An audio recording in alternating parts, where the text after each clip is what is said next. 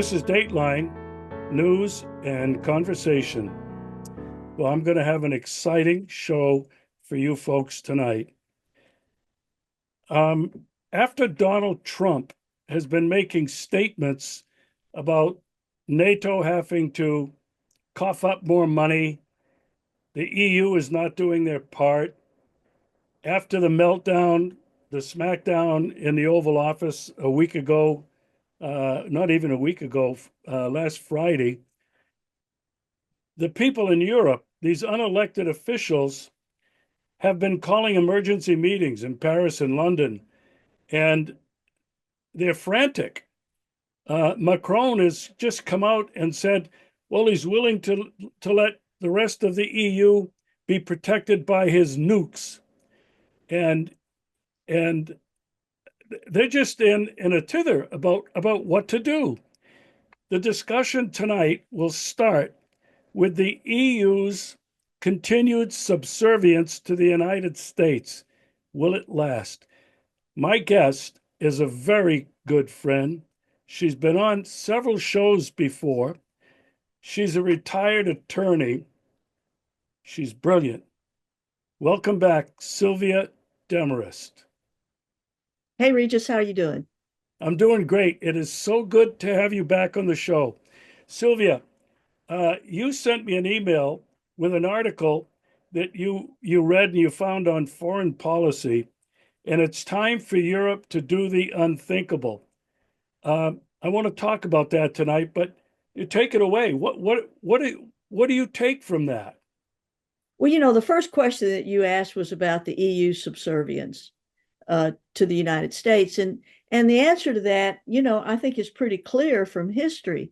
The United States had to come in and bail out the UK in World War I and World War II, and now since the end of World War II, the United States has basically provided almost for free Europe's security, and that has allowed the European Union to spend money on things like universal health care and support for their farmers and their other industries, and a very generous network of social support. And I think the time has come, according to Donald Trump, for them to provide more of their own security and to pay for more of their own security. And so now the time has come where I think there has come a division in the Atlantic Alliance, with people, some people in the United States who are part of the Trump team and coalition, realizing that it's not in the interest of the United States to be drawn into another European war with a nuclear power, i.e. Russia, and that the time has come for the United States to address the issues that divide the United States and Russia, and to reach an accommodation with Russia. I'll tell you, Regis, I voted for Donald Trump, and I voted for him for this particular reason.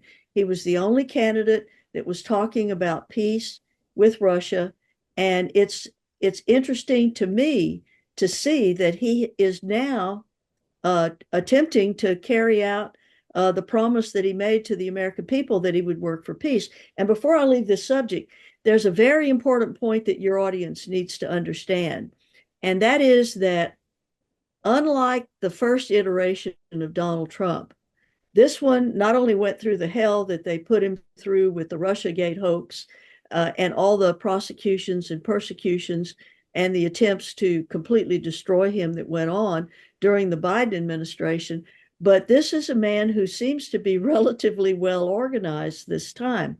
And the first thing that he has really done is to go after the support for the national security state here in the United States, the portion of the national security state that completely refused to follow any of his policies, any of his instructions the first time around. And I think he's making some headway. First thing he's doing is he's taking away the money. And that's what the attack on the USAID is. That's why he's talking about defunding the National Endowment for Democracy and the Republican and Democratic Institutes for Democracy. Those are the Those are the CIA cutouts that promote regime change and have been really behind this war against Russia. There's a whole lot more involved in discussing why there's this attitude of hatred towards Russia. But the fact that Trump is going after these entities, and the fact that he is continuing to be able to promote peace with Russia without an enormous blowback like he got the first time, I think is very, very telling and very encouraging. So I may be disappointed and this may not work out, but it seems to me that there is reason that has penetrated the national security apparatus that is part of the Trump team. And that national security apparatus realizes that there's no future in promoting war against Russia. Yeah, very well said. I want to just back up just a little bit. One of the first things he did was he picked up the telephone and he called Vladimir Putin. Well, he didn't do that first thing. First thing he did was he dismantled USAID. The first thing he did was to make sure that the blowback wouldn't be there. Remember, the last in his previous administration, when he even went to a conference with Putin, it was like he was a traitor. So he had to. This is why I'm saying this is a different iteration of Donald Trump. I don't know how long it'll last, and I don't know that it will be successful. But the first thing he did was to make sure that he could make that phone call without having everybody go insane on him. And it worked. Except the Europeans. So here's what I wanted to say about the phone call. He made the call first to Putin. It didn't come Yeah, the other way. tell the Europeans about it. And then Rubio called Lavrov. And before you knew it, they were meeting in Riyadh, Saudi Arabia. And it was about talking about peace. And this is when the Europeans went crazy. But Sylvia, I have to tell you, I haven't been a big supporter of Trump, but if the only thing that he accomplishes is the reopening of diplomatic relations with Russia, I take my hat off to him. The next thing that they're working on is the reopening of embassies and consulates and restaffing them. And this, I think, is a huge accomplishment. And I think it represents a huge step backwards from the cliff of a nuclear annihilation. But Regis, that's why I voted for Trump. I I have been a yellow dog Democrat my whole life, but the party has left me far behind.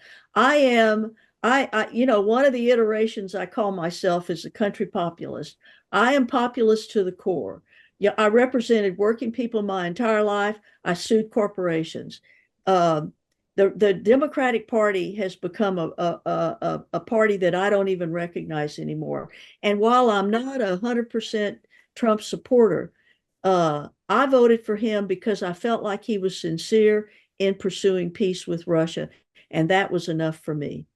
Yeah, me too. Actually, as someone who's been living in Russia now for 5 years and coming here for 10 or more years, I'm really pleased with uh, all of the noise, the sound that I'm hearing coming from his administration. I mean, they're even talking about uh, reestablishing economics, finance, uh, mutual trade, not just trade, but mutual development projects in Russia.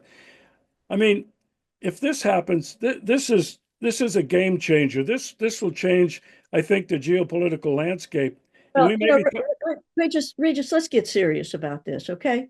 I mean, let's get very serious about this. The people who were pushing the United States into war with Russia, we can talk about those people. There's a long history here, which probably that should be a separate show because it's it's a very complicated history.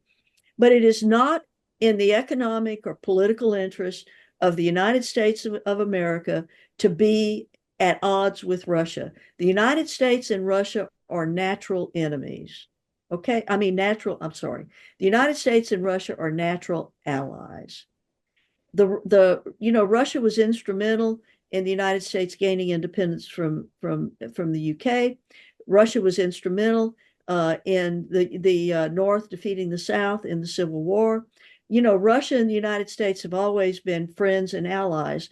And so if you look at it objectively, the cooperation and the uniting of the United States and Russia would create a global power that is beyond peer, because we would be able to cooperate with the development of the Arctic, which is where most of the oil and gas resources remain. That's one of the reasons why Trump is trying to get Greenland, is to provide the United States with an anchor there that can begin to deal with Russia, because Russia is way ahead of everybody in the Arctic. You know, Russia is in many ways the last best place. It is a country that has enormous natural resources, not only in terms of oil and gas and minerals and all that, but in the intelligence of their people. And um, you know, any country would be idiotic to not want to be allied with Russia, frankly. And so the fact that the Trump people, or at least some of them, are intelligent enough to realize that it's in the economic and political interest of the United States to ally with Russia, and to recognize that Europe, frankly, is a spent force. Europe has no resources.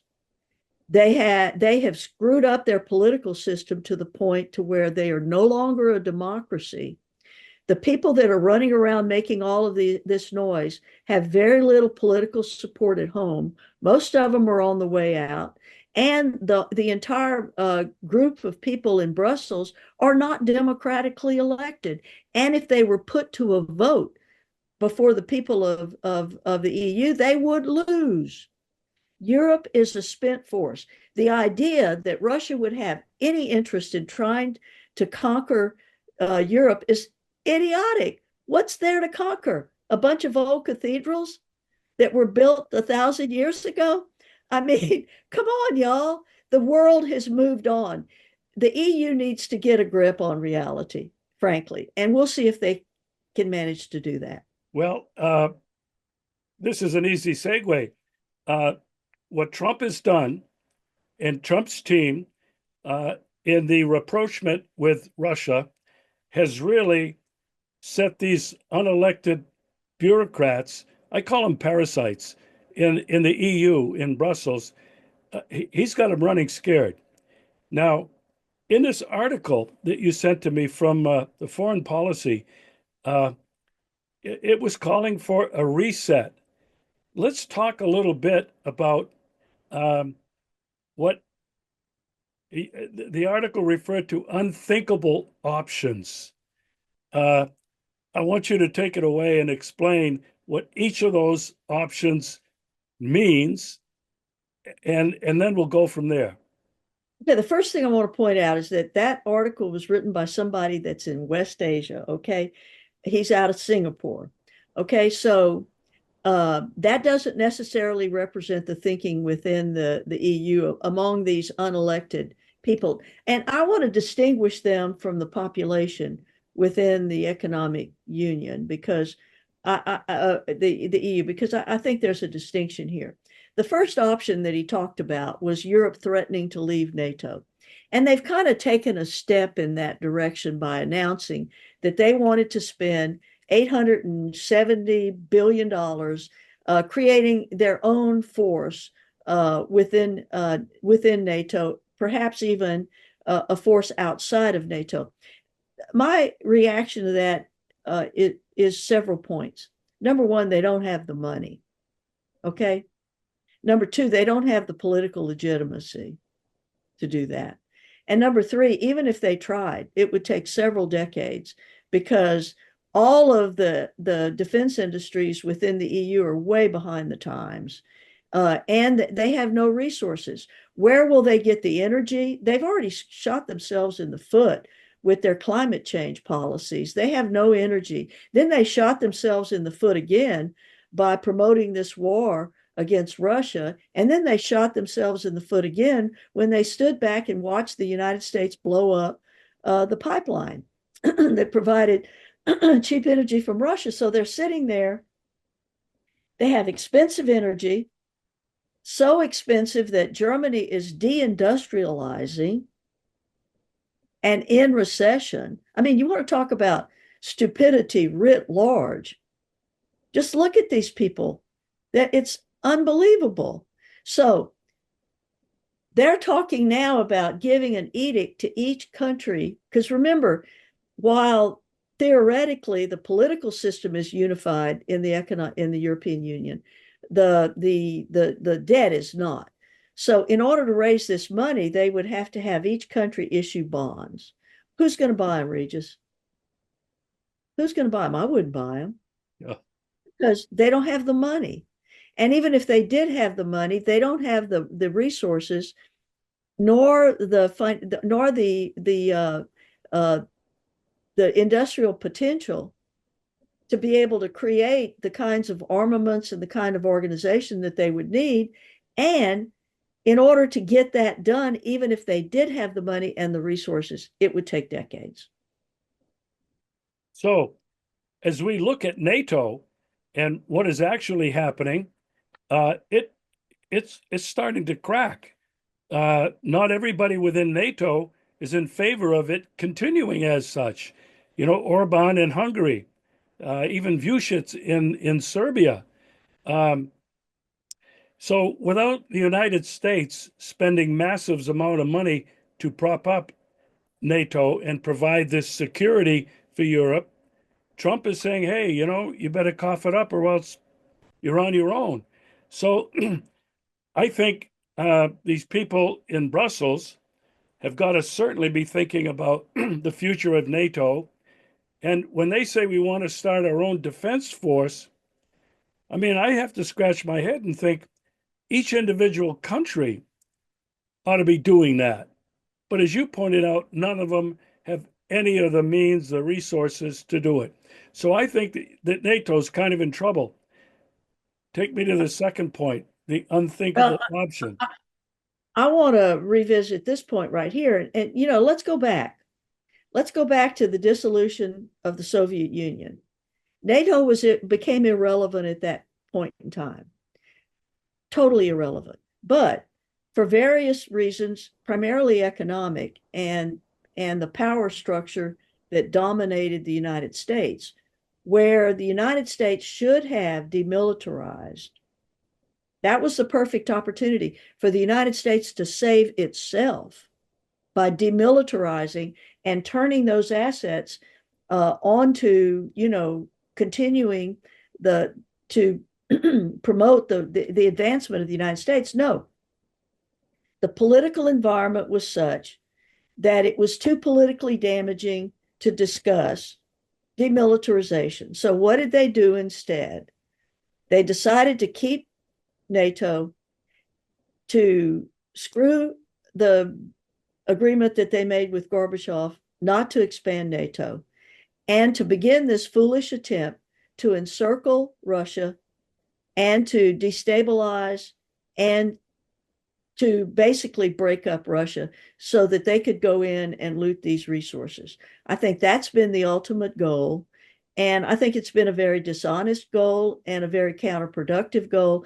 And now, not only has it damaged the United States internally to have this continuing militarism, but now we see what the impact is within the EU.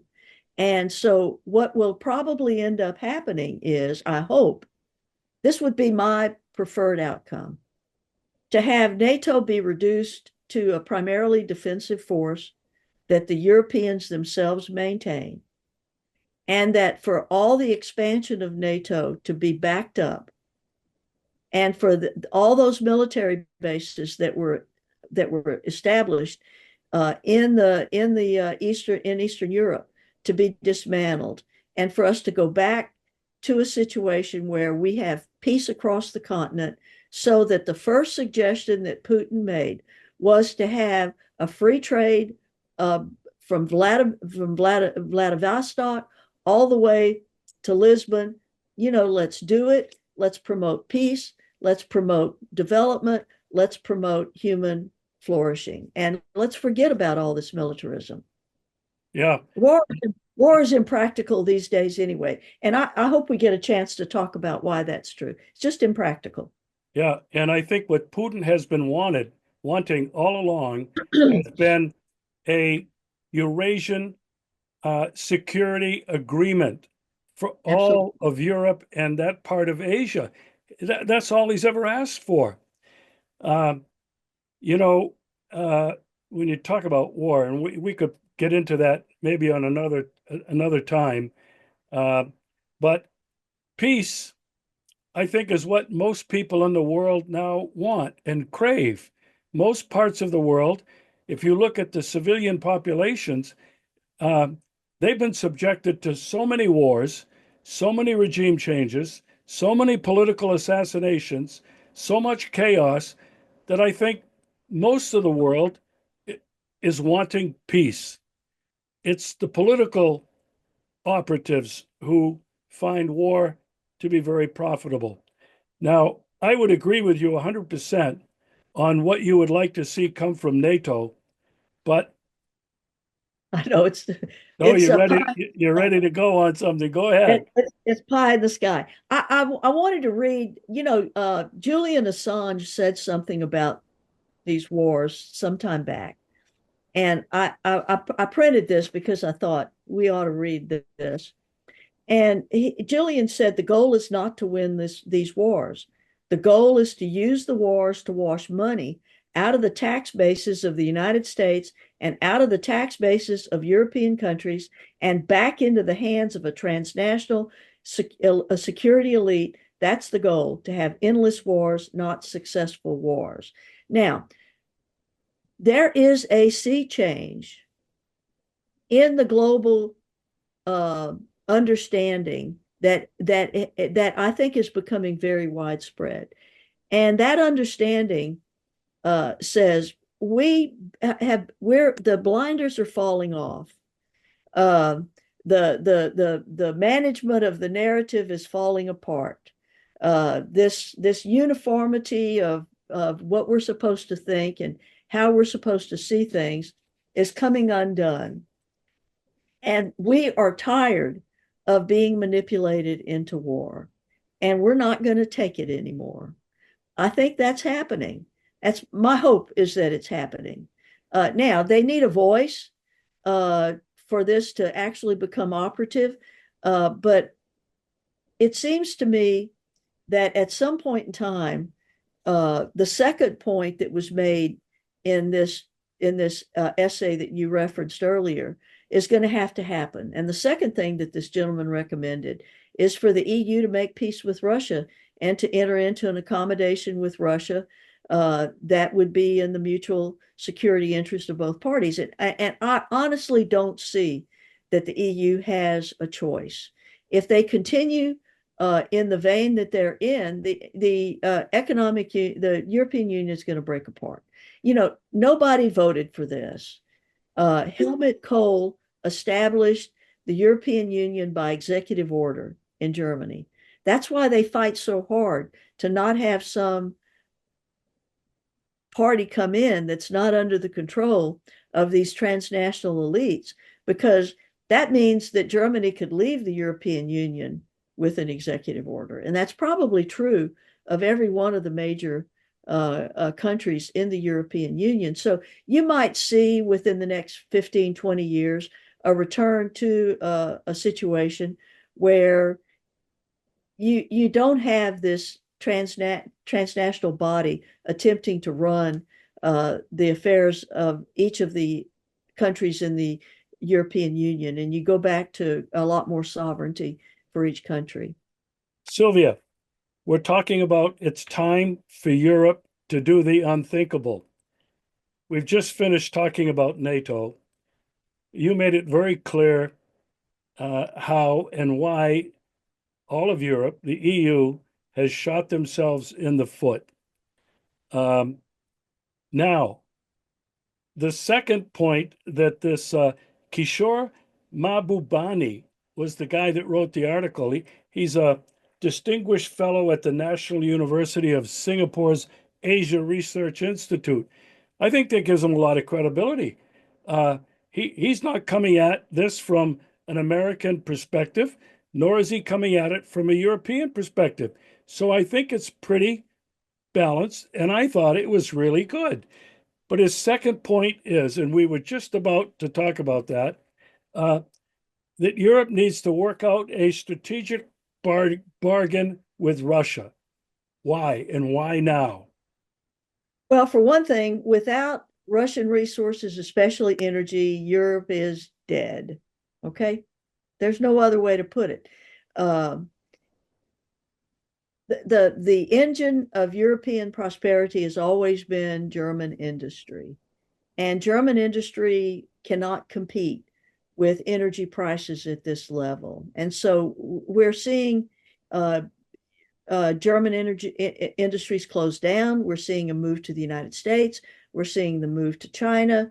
Um, this is a very serious problem, and it may be too late to turn it around, but it definitely can't be turned around if they don't change their attitude towards Russia. Now, I'm not, you and I have been very optimistic in this talk about seeing what's been going on with Trump and all of that, and I hope that optimism is warranted. But this is going to be a very, very difficult transition, not only for the United States to make peace with Russia, but particularly for the Europeans to make peace with Russia. Their future depends on it, but I don't think it's going to be simple or easy.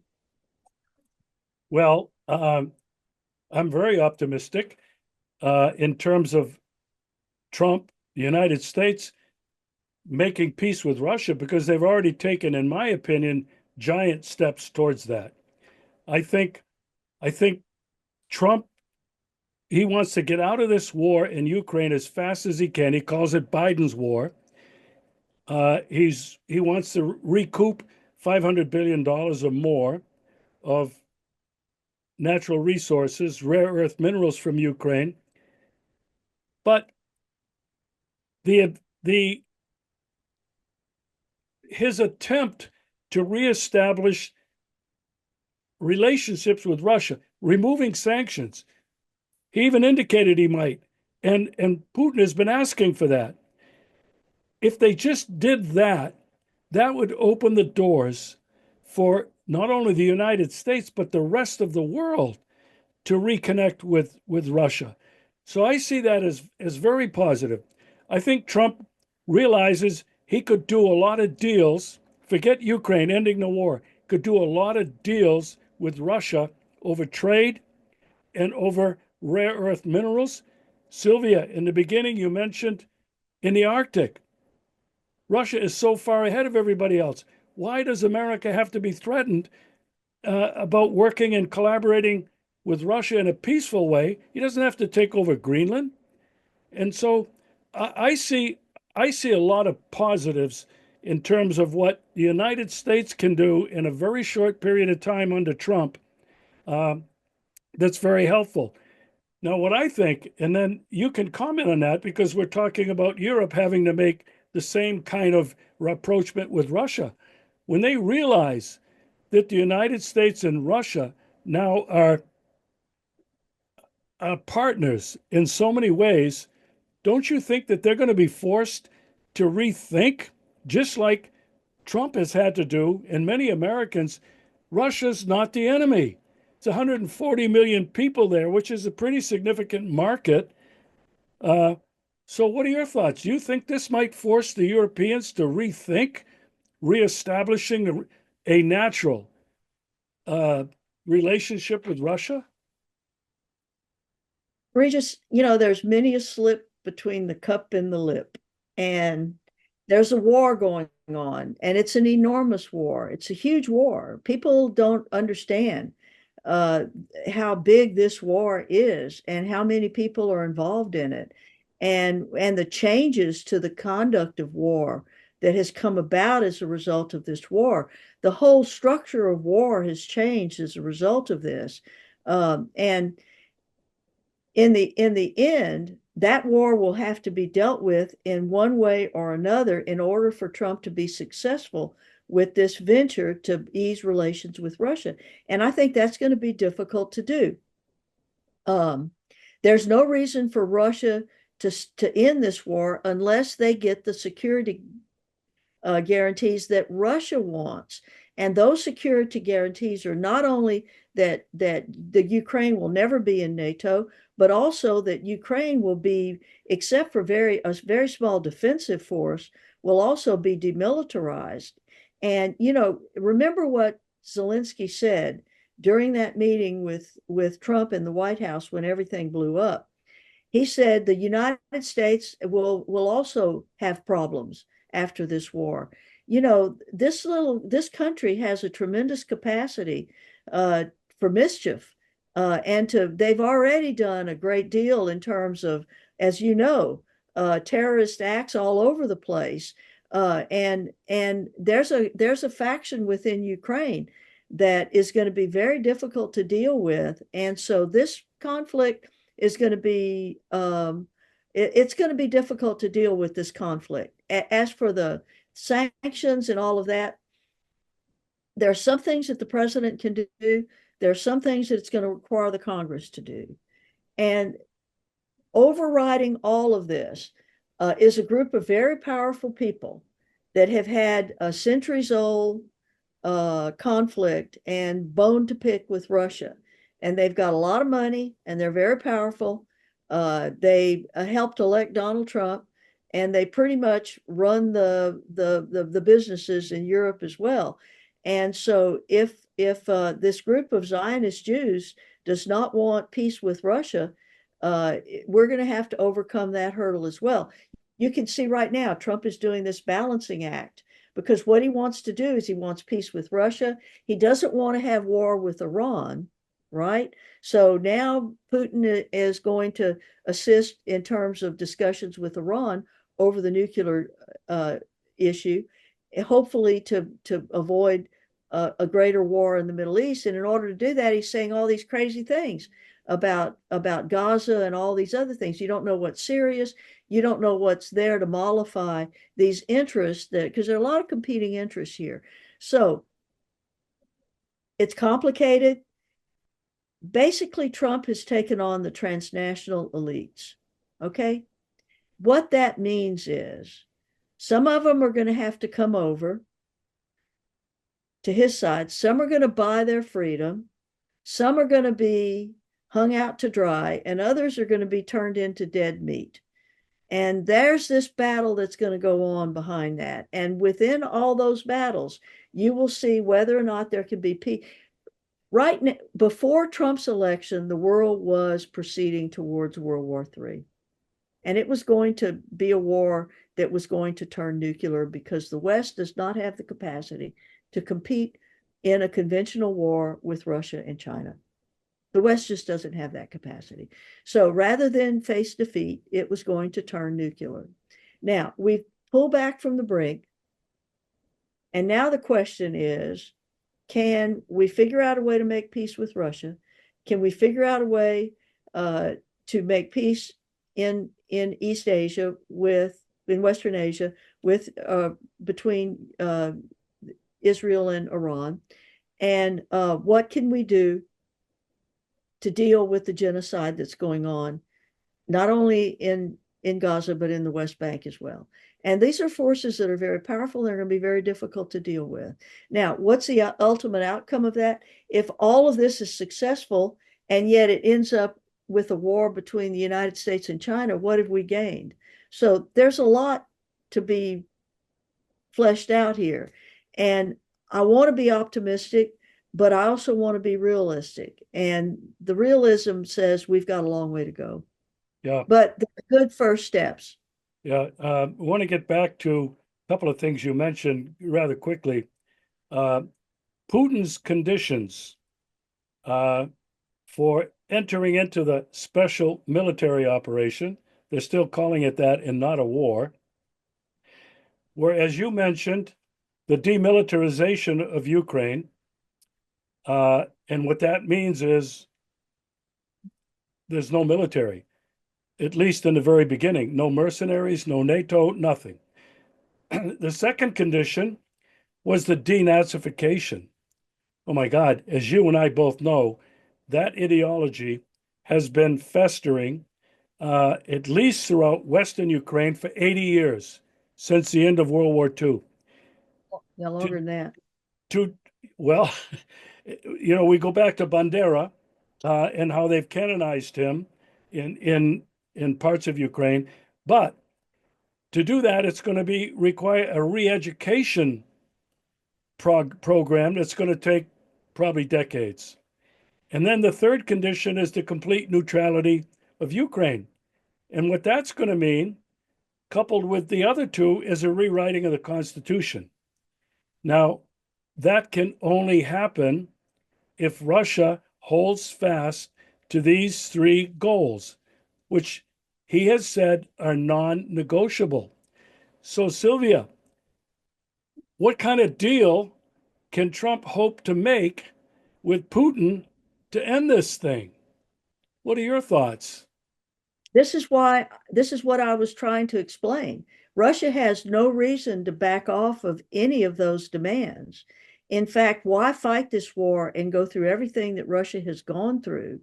We don't know the casualties, but we know that there are casualties, and we know there are casualties on the part of Russia. In between 50 and 100,000 people have died.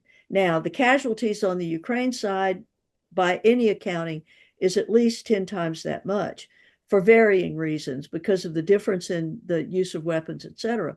But Putin cannot back off of these demands and maintain credibility within Russia.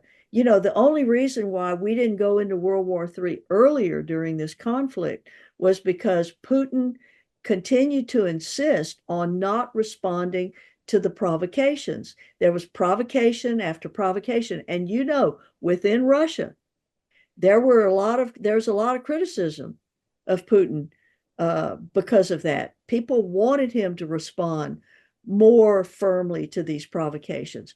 But the fact that he did not is the reason why the war has been confined to the Ukraine and has not gotten out of hand. Okay, saying all of that, now he cannot back down on these demands. And so that means that the impetus for this settlement will have to come from the United States agreeing to a number of these demands. And I hope that Trump has the political capital to achieve that, because at a minimum, they're going to have to completely withdraw from all of the provinces that have been voted to join Russia. That's a minimum. The second thing is they're going to have to renounce any desire to regain those provinces or Crimea back. Okay, they're going to have to agree to some accommodation over the port in over the seacoast that's left with Ukraine, because you can't have a situation where those ports are can be used for provocations and for terrorism and to bring in weapons and to export weapons and things like that. And then I would think that at least NATO would have to withdraw from Romania, Moldova, and the other countries that are along Russia's border. And those are going to be difficult demands to meet. Yeah. Uh, And Trump has indicated what Putin and Russia have been saying. The root causes go back to 1991 when NATO began to encroach. And Trump and people in his administration have said, well, maybe that's a good place to start, to recognize the root causes of the problem today. So when I heard that, I thought, whoa, if this is on the table, if this is something that United States is willing to look, if the United States pulled out of their bases, as you indicated earlier, it's all over. NATO is finished. And and Russia is going to be happy as all get out. The other thing, Sylvia, that I think Trump needs an off ramp. He desperately needs to get out of this before it becomes his war. And Sylvia, you mentioned Russia wanting to help Trump negotiate with Iran. I think that's huge. And the analysis that I've been reading from this side indicate that this is a huge step in terms of even ending the war in Ukraine.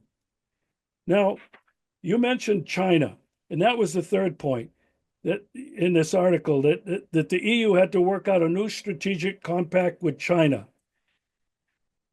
Before we even get into why, it's obvious that the United States foreign policy, very clearly defined, Russia is no longer our enemy, China is.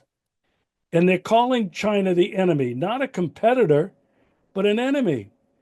And It's crazy. and they've just said we're getting ready to fight a war with China. And the Chinese said, bring it on. We're ready for whatever you want to bring on. Sylvia, how does all of this fit together? Obviously, we're going to have to come to our senses about China. Okay. We're just going to have to. And the point that this gentleman made about China and the EU was pointing to Africa. And the point that I want to make before discussing his point about Africa is this. You know, we've gone through 500 years basically of the West encroaching into the global South and using uh, people in the global South basically as a place to extract wealth and to dump products. And because of that, there's been an intentional withholding of the ability of these countries to develop their own economies. That's going to have to stop. For one thing, if you don't want to have all these people come to the United States, then you're going to have to give them an opportunity to have a decent life in their own countries. If you don't want, I mean, Gaddafi said, you get rid of me and Europe will be black. I mean, he said that. And what this gentleman points out in this article is that when this thing all came up, the EU had a larger population than Africa. Now Africa is twice as big. And in 2100, it's going to be 6 times as big. And if you continue these policies of refusing to allow these people to develop and to hold down their development and to allow these rulers to basically loot their country in order with these bribes and all, if you don't change your mind about your attitude, about Western attitudes towards the global South, then it's finished. We're going to have to constantly be dealing with these economic migrants who cannot have a decent life in their own country. And so there's a whole lot of common, you know, Trump announced it was the era of common sense. Well, you know, walk the walk.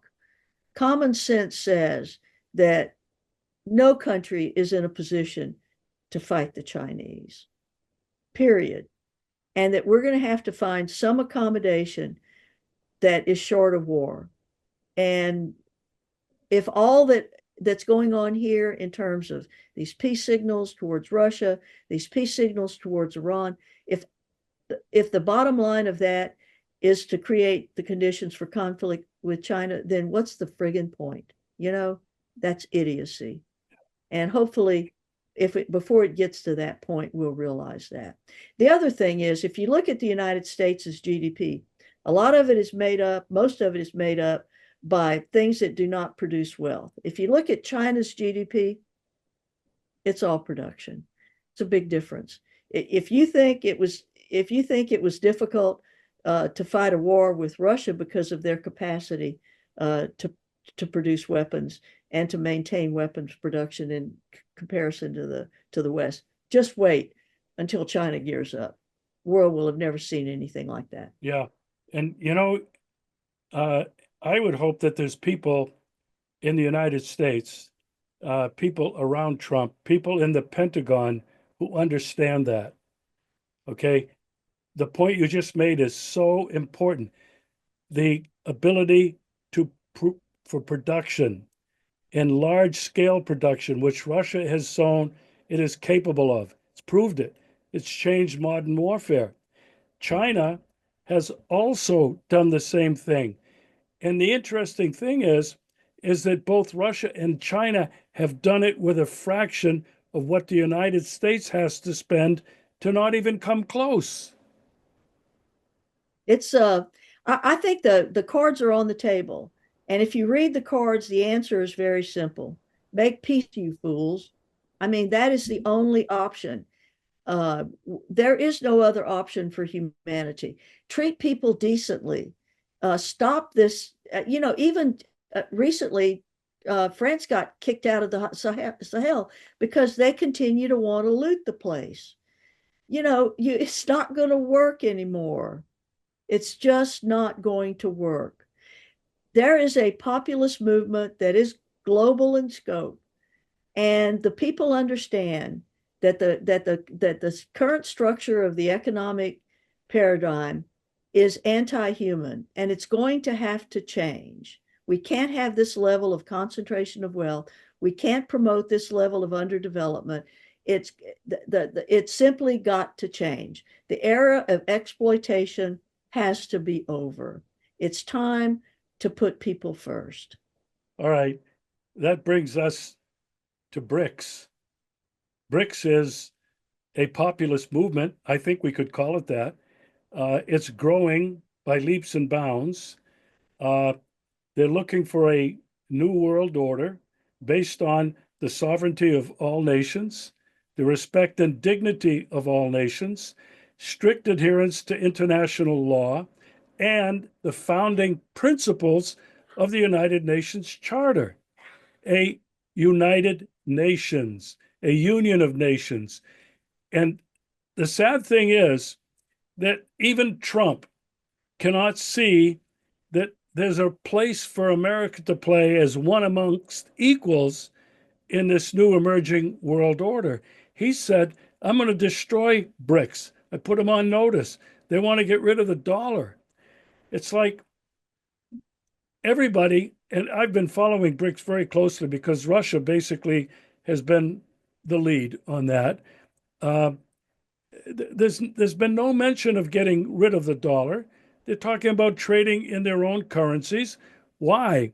To avoid the sanctions, to avoid tariffs.